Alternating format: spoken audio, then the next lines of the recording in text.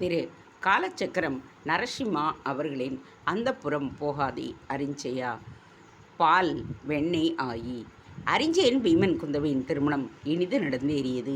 வீரமாதேவிக்கு தன் கணவன் கோவிந்தன் அவர்களது திருமணத்தில் பங்கேற்காதது பெரும் குறையாக இருந்தாலும் அவன் இழந்த தன் ராஜ்யத்தை மீட்பதற்காக போராடி கொண்டிருப்பதற்காக அவன் பெரும் மாவீரனைப் போல் காண்பவர்களிடம் பேசி கொண்டிருந்தாள். யார் கோவிந்தனா போராடுவான்? எந்த பெண்ணுடன் எங்கே விழுந்து கிடக்கின்றானோ என்று வீரமாதேவியின் பின்பாக கருத்துக்கள் பரிமாறிக்கொள்ளப்பட்டது. பாவம், அவள் உணரவில்லை. வீரமாதேவி என்று இவளது வீரத்தை சிலாகித்து மரியாதை செலுத்திய காலமெல்லாம் மறைந்து இப்பொழுது தான் கேலிக்கு உரியவளாக மாறிவிட்டிருந்ததை அவளும் அறியாமல் இல்லை. பெரியம்மா, நான் பட்டாடியில் நெய்த அன்னப்பட்சியின் உருவம் பார்த்தீர்களா? நன்றாக இருக்கிறதா? அனுபவமின் மகள் பூதி தன் ஓவியத்தை கொண்டு வந்து காட்டினாள். மிக அற்புதமாக இருக்கிறது. வீரமாதேவி கூறியதும் பெருமையுடன் சிட்டாக பறந்து போனாள்.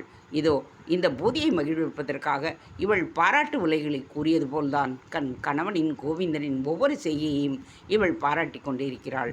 அவனது பேரழகுக்கு முன்பாக தான் மிகச் சாரணமாக இருப்பதை உணர்ந்து அவன் தன்னை கைவிடாமல் இருக்க வேண்டி அவன் மனம் குளிர்வதாகத்தான் இவள் இப்படி செய்து கொண்டிருக்கிறாள். இன்று பிறந்த வீட்டில் அதற்காக சிறுமைப்படுகின்றாள். ஆணுக்கு உரிய தகுதி எதுவுமே இன்றி ஒரு பெண்ணைப் போல் அந்த புறத்து நிலை கண்ணாடி முன் காலத்தை கழித்த கோவிந்தனின் மீது முதல் முறையாக ஒரு வெறுப்பு அலை அவளது உள்ளத்தில் தோன்றியது. அழகை பிரதானமாக நினைத்து அவளை மணந்து கொண்டது தவறோ? அனுபமாவின் வெற்றிகரமான குடும்ப வாழ்க்கையின் அடையாளமாக இதோ பூதி திகழ்கின்றாள்.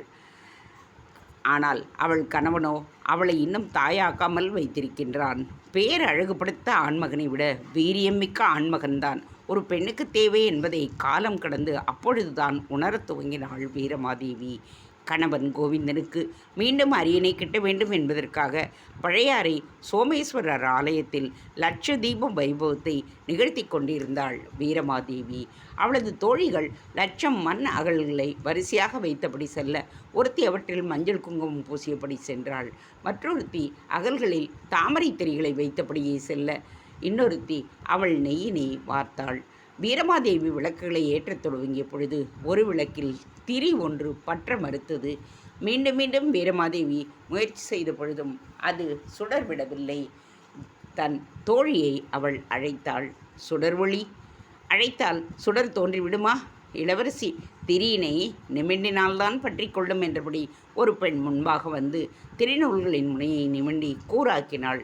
இப்பொழுது ஏற்றுங்கள். அந்த பெண் கூற வீரமாதேவி விளக்குகளை ஏற்றினாள். தீபங்கள் சுடர்விடத் துவங்கின. நன்றி அம்மா, நீங்கள் யார்? வீரமாதேவி கேட்டாள். நான் நற்புவி நங்கை, பழுவூர் அரசரின் மருமகள்.